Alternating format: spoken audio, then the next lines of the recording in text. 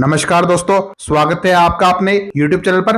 दोस्तों, आज हम एक ऐसे टॉपिक के बारे में डिटेल से बात करने वाले हैं जो अभी बहुत ज्यादा ट्रेंड में है। विभिन्न देशों की सरकारों से लेकर वैज्ञानिक तक सब इसके पीछे पड़े हैं। जी हाँ दोस्तों, हम बात कर रहे हैं फ्लाई ऐश की।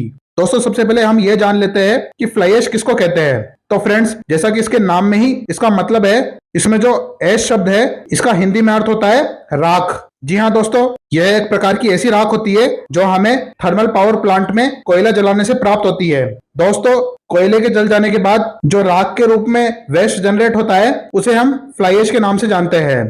फ्रेंड्स, पहले के जमाने में जब यह राख थर्मल पावर प्लांट से निकलती थी तो इसे या तो डंप यार्ड में फेंक देते थे या फिर इसे बहती नदी में फेंक दिया जाता था। कुल मिलाकर इसका कोई उपयोग नहीं था। यह एक प्रकार का वेस्ट मटेरियल हुआ करती थी। पर दोस्तों, समस्या तब बढ़ना चालू हुई जब विकसित देशों में बिजली की डिमांड बढ़ने लगी, और जब बिजली की डिमांड बढ़ने लगी तो और ज्यादा थर्मल पावर प्लांट्स की संख्या बढ़ने लगी और बिजली का प्रोडक्शन तेज किया गया। अब दोस्तों, स्थिति इतनी गंभीर हो चुकी थी कि फ्लाई ऐश के पहाड़ खड़े हो गए। ऐसे में सवाल ये उठा कि अभी तो शुरुआत है, भविष्य में तो हम और ज्यादा कोयला जलाएंगे और भी ज्यादा राख का निर्माण होगा, तो इसका सदुपयोग कैसे किया जाए। तो दोस्तों, जब वैज्ञानिकों ने इसका हल खंगाला तो उन्हें पता चला कि हमारे पूर्वज इस प्रकार के मटेरियल का एंशिएंट टाइम में उपयोग कर चुके हैं। जी हाँ दोस्तों, मैं यहाँ रोमन कंक्रीट की बात कर रहा हूँ, जो कि रोमन एम्पायर के समय बहुत जोर शोर से उपयोग हो रहा था। और रोमन कंक्रीट से काफी ऐसी ऐतिहासिक इमारतें बनाई गई जो आज भी हजारों साल बाद ऐसे कैसे खड़ी हुई है। दोस्तों, वैज्ञानिकों को जब पता चला कि रोमन्स अपने कंक्रीट में वोल्केनिक ऐश का उपयोग करते थे, क्योंकि दोस्तों रोम देश में ज्वालामुखी होने के कारण वहां वोल्केनिक ऐश मतलब ज्वालामुखी की राख प्रचुर मात्रा में अवेलेबल थी। यह ज्वालामुखी की राख लगभग फ्लाई ऐश जैसी ही होती है, बस दोनों के केमिकल कंपोजिशन अलग अलग होते हैं। बाकी दोनों में सिमेंटिशियस गुण पाए जाते हैं और साथ में दोनों में ही एक गुण पाया गया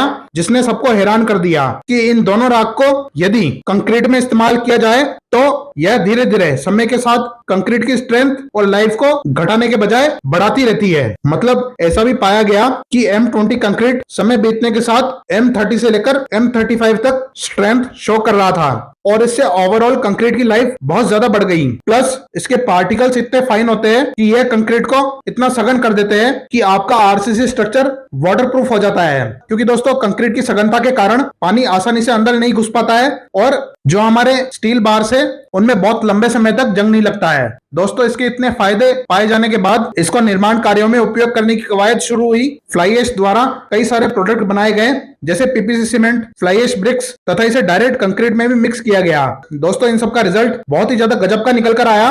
जैसे सीमेंट और कंक्रीट ने एक्स्ट्रा ऑर्डिनरी तो परफॉर्म किया ही सही, ऊपर से हमारे स्ट्रक्चर केमिकल रेजिस्टेंट भी होने लगे। क्योंकि दोस्तों, मैं आपको बता दूं कि फ्लाई ऐश किसी भी सॉइल या एनवायरमेंट में पाए जाने वाले केमिकल के साथ रिएक्ट नहीं करती है। उसके अलावा मैं आपको बता ही चुका हूं कि इसके मिश्रण से बने सीमेंट और कंक्रीट ने गजब की स्ट्रेंथ प्रदान करी, और जब फ्लाई ऐश से फ्लाई ऐश ब्रिक बनाई गई तो रिजल्ट बहुत ही ज्यादा चौंकाने वाले थे, क्योंकि हमारी फ्लाई ऐश ब्रिक की स्ट्रेंथ रेड ब्रिक की तुलना में भी कई गुना निकल कर आई। दोस्तों, ऐसे परिणाम देखकर यह तो साफ हो गया था कि अब फ्लाई ऐश को कोई भी नहीं छोड़ने वाला, बस सरकार की अनुमति का वेट था। तो दोस्तों, इसे ऑफिशियली उपयोग करने की अनुमति साल 1914 में सरकार की तरफ से दे दी गई, लेकिन सही मायने में इसका उपयोग 1937 में किया गया। यदि हम अमेरिका की बात करें तो इसका मेजर उपयोग 1942 में अमेरिका में एक टनल स्पिलवे की रिपेयरिंग के लिए किया गया, जिसमें 35% पोर्टलैंड सीमेंट को फ्लाई ऐश के साथ रिप्लेस कर दिया गया। इसके बाद एक फेमस डैम हंग्री हॉर्स नाम से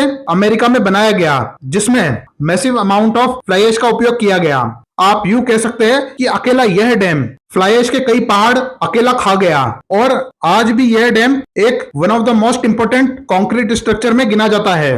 दोस्तों, समय निकलता गया और 1980 के दशक में अमेरिका ने फ्लाई ऐश से संबंधित रूल बना दिए, क्योंकि दोस्तों अमेरिका के पर्यावरण प्रेमियों को फ्लाई ऐश से बहुत ज्यादा दिक्कत थी, क्योंकि फ्लाई ऐश इतना बारीक होता है कि यह आराम से हवा के साथ उड़कर पूरी हवा को दूषित कर सकता है। दूसरा, जब यह कहीं उड़कर खेतों में चला जाता है तो उस जमीन को धीरे धीरे बंजर बनाता चमचमाता रहता है। तीसरा, यदि इसे पानी में डंप किया जाता है तो कई बार पानी में रहने वाले जीव इससे मर जाया करते हैं। इसलिए पर्यावरण प्रेमियों के दबाव में अमेरिका ने इसका सदुपयोग करने के नियम बनाए। उन नियमों में ऐसी पॉलिसी बनाई गई कि सभी सरकारी प्रोजेक्ट में फ्लाई ऐश का उपयोग मैंडेटरी कर दिया गया। इन नियमों का असर यह हुआ कि वाशिंगटन डीसी में सबवे मेट्रो सिस्टम और समर ओलंपिक 1996 के लिए बना स्टेडियम, जो कि एटलांटा में मौजूद है, सबके अंदर भर भर के बहुत बड़ी मात्रा में फ्लाई ऐश का उपयोग किया गया। मित्रों, जैसे कि आपको पता होगा कि सभी देश एक के बाद एक अमेरिका की कॉपी करते हैं, ऐसे में हमने भी फ्लाई ऐश पर नीति बनाना शुरू किया। सर्वप्रथम शुरुआत हुई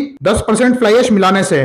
फिर 1980 आते आते इसे 15 से 20% तक मिक्स किया जाने लगा। फिर 1990 तक इसका परसेंट बढ़ाकर 30% तक, और फिर अभी जोर दिया जा रहा है कि इसे 40% तक किया जाए। दोस्तों, इसके लिए सरकार को काफी जोर लगाना पड़ा, क्योंकि सीमेंट मैन्युफैक्चरर्स नए चेंज को लाने के लिए तैयार नहीं थे। वह ओपीसी सीमेंट को बनाने में ही कंफर्टेबल थे। इसलिए सरकार को कई तरह की पॉलिसी लाकर ओपीसी 33 ग्रेड का प्रोडक्शन बंद करवाना पड़ा और सभी सीमेंट बनाने वाली कंपनियों पर जोर दिया कि सभी पीपीसी सीमेंट को प्रायोरिटी दे। मित्रों, आज जो हम पीपीसी सीमेंट का इस्तेमाल करते हैं, यह फ्लाई ऐश का ही एक प्रोडक्ट है। मित्रों, आपकी जानकारी के लिए बता दूं कि फ्लाई ऐश दो तरह की होती है। पहला होता है क्लास एफ टाइप और दूसरा होता है क्लास सी टाइप। दोनों में फर्क सिर्फ इतना होता है कि क्लास एफ टाइप हमारा एंथ्रासाइट या बिटुमिनस कॉल को जलाने के बाद हमें प्राप्त होता है, और दोस्तों क्लास सी टाइप का फ्लाई ऐश हमें सब बिटुमिनस कॉल या लिग्नाइट कॉल को जलाने के बाद मिलता है। दोनों में ही कैल्शियम हाइड्रोक्साइड की प्रचुर मात्रा होती है, इसलिए दोनों में ही सीमेंटिशियस गुण होते हैं। इन्हें आप आराम से कंक्रीट में मिक्स कर सकते हैं। हमारा आईएस कोड 15 से 25% तक फ्लाई ऐश को कंक्रीट में मिक्स करना अलाउ करता है। इसलिए दोस्तों, जब भी आप आरएमसी परचेज करते हो तो बैचिंग प्लांट वाला कंक्रीट में फ्लाई ऐश भी मिक्स करता है। अब आप लोग सोच रहे होंगे कि सर इसकी कीमत क्या होती है। तो दोस्तों, मैं आपको बता दूं कि यह एक वेस्ट मटेरियल है, इसलिए आपको यह फ्री में मिल जाता है। बस आपको इसे लाने ले जाने का खर्चा देना होता है। दोस्तों, भारत सरकार फ्लाई ऐश के इतना हाथ धो के पीछे पड़ी है कि सरकार ने सरकारी प्रोजेक्ट्स में रेड ब्रिक्स के इस्तेमाल पर प्रतिबंध लगा दिया है, ताकि मजबूरी में ही सही लेकिन फ्लाई ऐश ब्रिक्स का उपयोग और ज्यादा बढ़े। प्लस दोस्तों, फ्लाई ऐश टैक्स फ्री है, और यदि आपकी साइट पावर प्लांट के 40 किलोमीटर के दायरे में है तो फ्लाई ऐश को आपकी साइट पर लाने ले जाने का खर्चा भी सरकार वहन करेगी। इस प्रकार के स्टेप उठाकर सरकार फ्लाई ऐश के उपयोग को प्रोत्साहन दे रही है। इतना ही नहीं, सरकार ने एक नियम भी बना दिया है कि कोई भी नेशनल हाईवे के निर्माण में कम से कम 20% फ्लाई ऐश का उपयोग करना मैंडेटरी है। प्लस ये रोड प्रोजेक्ट्स में सॉइल स्टेबलाइजेशन के लिए भी काम में ली जाती है। अर्थात जैसे कहीं किसी भी जगह लूज सॉइल है तो उसे स्टेबलाइज करने के लिए हम फ्लाई ऐश का उपयोग करते हैं, क्योंकि फ्लाई ऐश मॉइस्चर पाकर अच्छे से कॉम्पैक्ट हो जाती है। इसलिए इसे हम कॉम्पैक्शन के लिए भी उपयोग करते हैं। दोस्तों, वैसे तो इसका उपयोग कई जगह किया जा सकता है और भविष्य में इसका उपयोग बढ़ता ही रहेगा, लेकिन मैंने आपको मोटा मोटा बता दिया है कि सरकार इसको ठिकाने लगाने के लिए क्या क्या स्टेप ले रही है। तो दोस्तों, उम्मीद है आपको फ्लाई ऐश का टॉपिक अच्छे से समझ में आया होगा और आपको मेरी मेहनत पसंद आई होगी। दोस्तों, मैं आपसे आज सब्सक्राइब करने की नहीं कहूंगा, क्योंकि मुझे लगता है कि यदि आप लोगों को इस वीडियो से कुछ अच्छी जानकारी मिली है तो आप सब्सक्राइब किए बिना नहीं जाएंगे। बाकी कंटेंट पसंद आया हो तो लाइक जरूर कर दीजिए, क्योंकि इससे यूट्यूब मेरी वीडियो को प्रमोट करता है। तो इसी के साथ यह वीडियो यहीं समाप्त होती है। मिलेंगे आपसे अपनी नेक्स्ट वीडियो में, तब तक के लिए जय हिंद, वंदे मातरम।